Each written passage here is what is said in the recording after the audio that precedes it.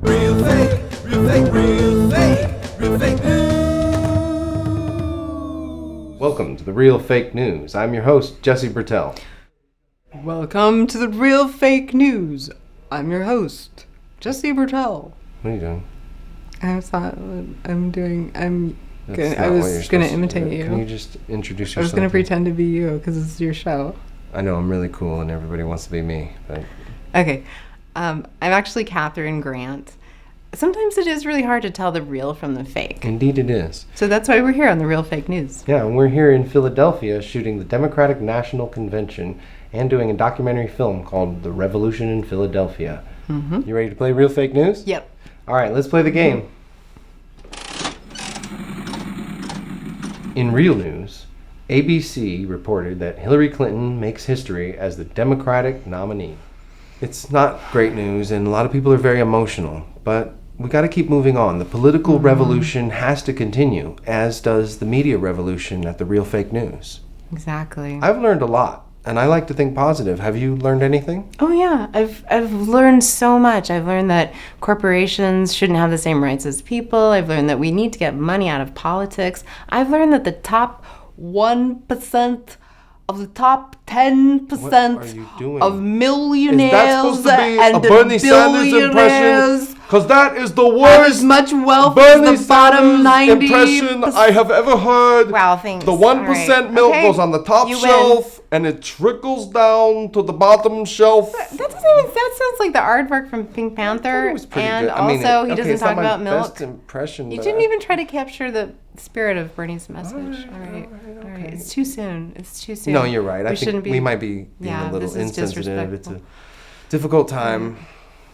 It is. All right, so let's play the game. You ready to play again? Yeah. Okay, let's All play right. again. Ready? Okay. All right.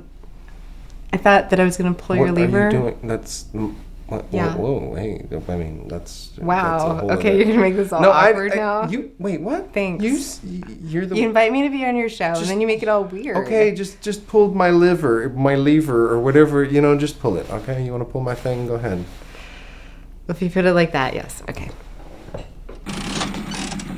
In the fake news, Bernie Sanders supporters are really sad about this, thing of their candidate losing the nomination, but they're also really energized.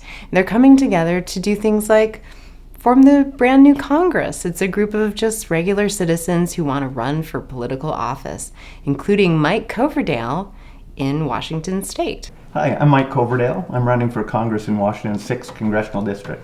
Great to meet you, Mike. Nice to meet you. So you're not a politician by No, I never chosen have been. career? I've spent a lot of time in my life civically helping out in my community as a planning commission and with the Chamber of Commerce, but never an elected position. So what prompted you to go to this extreme? This presidential election has been so alarming that it got me paying attention, and I listened to Bernie Sanders' message to stand up and try to make a difference. So I started down this path to try to support him, and what I found in this process was that our own elected official, our congressman, was voting for things I never imagined he would. He's loosened regulations on Wall Street, on Dodd-Frank, to help the banks take more advantage of us, like they need that. And recently he voted to repeal country of origin labeling, and I'm very sensitive to what we eat and what we know what we're eating. And even though President Obama campaigned on getting GMOs labeled 8 years ago, we've gone backwards in every way toward that, and this is one more step. So you wanted to oppose your current congressperson, and so you stepped up and said, I'm going to run against him? Initially, it wasn't to oppose him necessarily. He was running unopposed. And I was so concerned with his positions on those issues, I tried for about a month to find someone to run against him, someone who had a political background or some aspiration to be an elected official, because I did not at that time.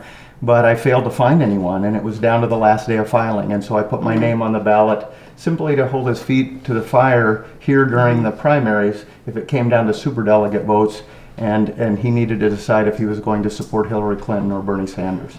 After that happened, the more I found out, the more distressed I was. And even though I have no campaign to speak of and I have no political background and my district is huge, I decided to go ahead and try to challenge him seriously and get him out of that seat.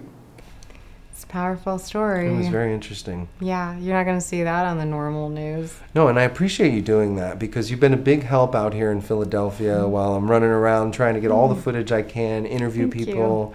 So I really appreciate it. You've been really helpful.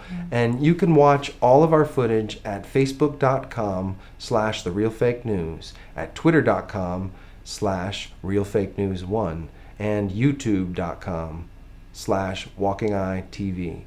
So join us as I provide daily coverage of the Democratic National Convention from Philadelphia all week and show you what you won't see in the real news. Real fake, real fake, real fake, real fake news.